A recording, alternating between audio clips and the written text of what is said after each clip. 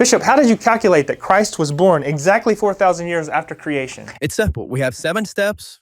Adam was the first man. According to Genesis 1, he was created along with Eve on the 6th day. Like literally? Sure. Okay, so the first big step is from creation to the flood. That's right. Genesis 5 gives us the age of each generation from Adam to Noah, and we're told that Noah was 600 when the flood came. So adding these numbers together, it's 1,656 years. Whoa, what was that? A raven. So the next step is from the flood to God's promise to Abram and Canaan. Genesis 11 gives the genealogy from the flood until the death of Abraham's father, at which point Abraham moved from Haran to Canaan.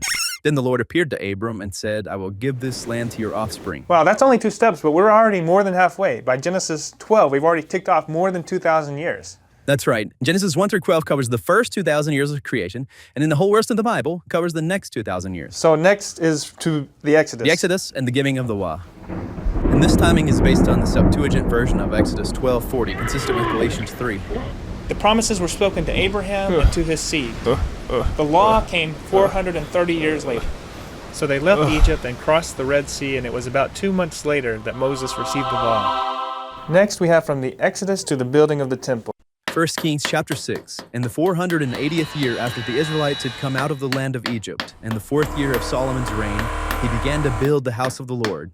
Next, from the start of the temple to the division of the kingdom.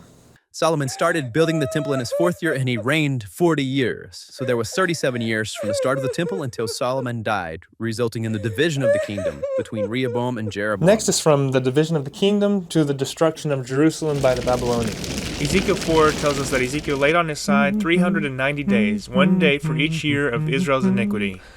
King Jeroboam had begun this period of iniquity by putting up the golden calves for the people to worship in northern Israel. And it lasted 390 years until, in Ezekiel's day, Jerusalem along with the temple were destroyed.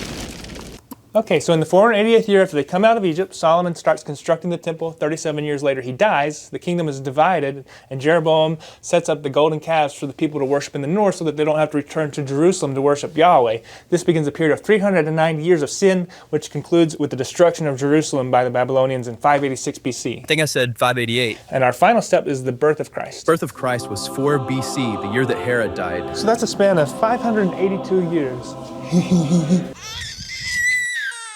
So that's 4,000 years exactly from creation to the birth of Christ. Bonus trivia, he dates the dedication of Solomon's temple to exactly 3,000 years after creation.